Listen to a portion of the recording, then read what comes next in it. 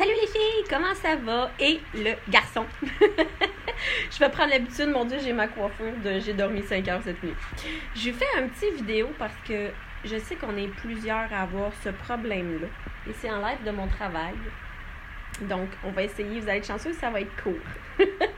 On va parler des émotions. La fameuse expression « manger nos émotions ».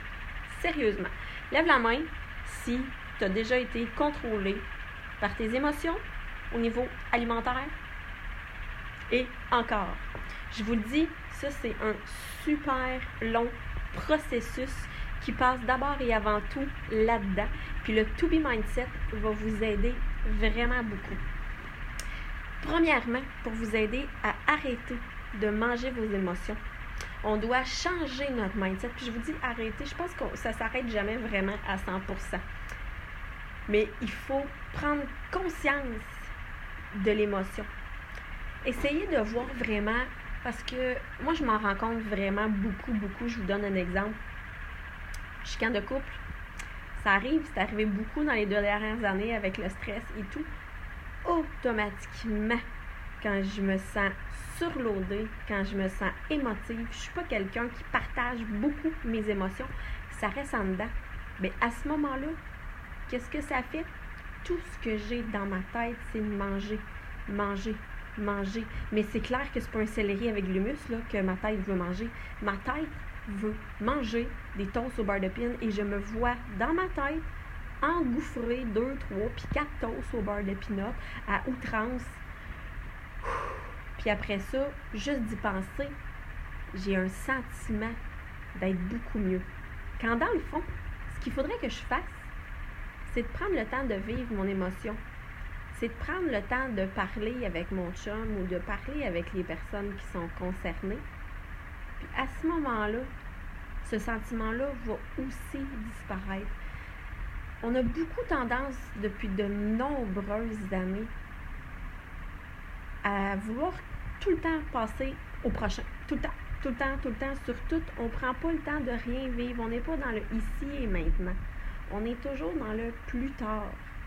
Même avec nos émotions, on a de la difficulté à vivre avec une émotion qui est négative. Souvent, la compulsion de manger sur une émotion, vous remarquerez que c'est sur une émotion qui est négative. C'est assez rare qu'on va se claquer de la malbouffe, j'aime pas le mot, là, mais qu'on va se claquer des cheats quand ça va bien, quand on a une bonne nouvelle. Exemple, notre chum nous demande en mariage, on va pas aller clencher 2 râteaux. C'est assez rare. Habituellement, on tombe en mode, je vais manger du céleri jusqu'à temps que je me marie.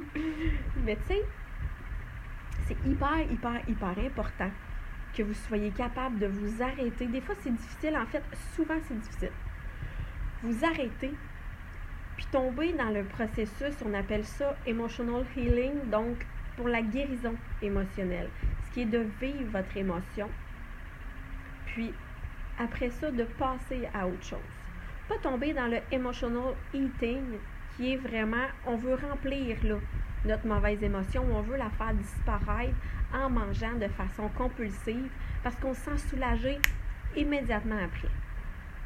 Mais le problème, il reste hyper entier. Même si vous vous sentez soulagé après, vous avez juste tassé l'émotion. Il faut apprendre vraiment à vivre ces émotions-là, à les identifier. Ça va vous aider à identifier pourquoi vous voulez vraiment remplir ça par de la bouffe. Qu'est-ce que ça va vous donner de plus? Je pense que ça va nous apprendre à se centrer beaucoup plus sur nous-mêmes comme ça. Ensuite de ça, une autre façon de procéder, c'est de vous récompenser avec autre chose que de la bouffe.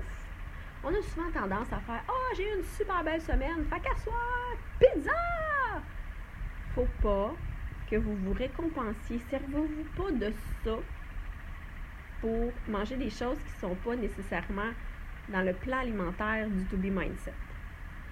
Vous allez être surpris à quel point le To Be Mindset, si vous notez tout, ça ne veut pas dire que parce que, mettons, à chaque dîner, vous clenchez un petit morceau de gâteau au chocolat, ou si cet été, vous prenez une sangria tous les jours, ça ne veut pas dire que vous allez arrêter de perdre du poids et ça ne veut pas dire que vous allez prendre du poids non plus. D'où l'importance de tout noter.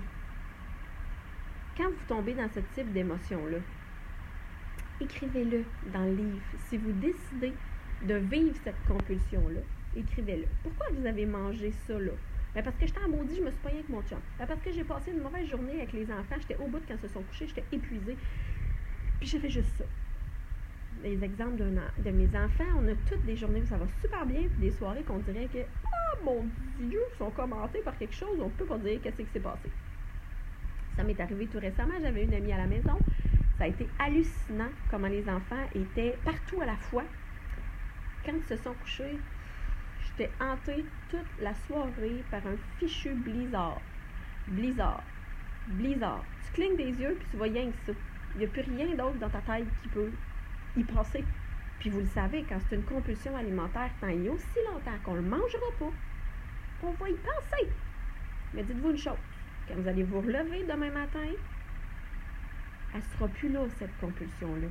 Il s'agit d'essayer d'occuper votre esprit ailleurs. Ce soir-là, il a vraiment fallu que je me parle bien fort. J'étais allée m'asseoir dehors, puis j'ai mis mon focus ailleurs. Je me suis fermé les yeux. Je suis allée m'asseoir sur mon patio, puis j'ai écouté le vent. Je me suis concentrée sur ma respiration. Et là, j'ai appliqué ces principes-là de me questionner sur pourquoi tu veux manger un blizzard. Et la réponse a été instantanée dans ma tête. Parce que je suis au bout. Et, on a toujours l'impression que notre cerveau s'auto-répond.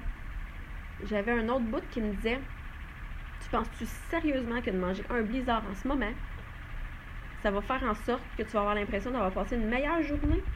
Que tu n'auras pas l'impression d'avoir été dépassé par le comportement de tes enfants? Non. Ce que tu vis là, c'est une émotion normale de maman qui a passé une journée à faire des activités avec ses enfants, qui a passé la journée à jouer à la police, le quotidien de tous les parents à un moment donné ou à un autre. Fait que si vraiment tu as besoin de ventiler, ma belle femme, ben tu vas prendre tes papates, puis tu vas aller faire du yoga. Mais là, juste au moment où j'ai pu identifier le pourquoi du comment, ma compulsion est partie. J'avais encore cette envie de blizzard, mais je m'étais raisonnée, je vous dirais, à 80%. J'étais allée faire du yoga plus tard dans la soirée. J'ai mis mon focus ailleurs. Ça a été merveilleux. Je vous le dis, essayez ça. Puis partagez-nous-le sur la page. C'est pas juste pour la bouffe, je vous le redis. Partagez vos bonnes journées, vos moins bonnes journées, de ventiler, de se faire encourager. Ça fait toute la différence. Fait que dites-moi, vous, là, êtes-vous porté à manger vos émotions? Puis avez-vous déjà tenté l'expérience de ce que je viens de vous dire? De vous arrêter, de vous questionner, de respirer, de mettre votre focus ailleurs. Dites-moi ça. Sinon, je vous dis la prochaine fois que ça vous vient, essayez-le.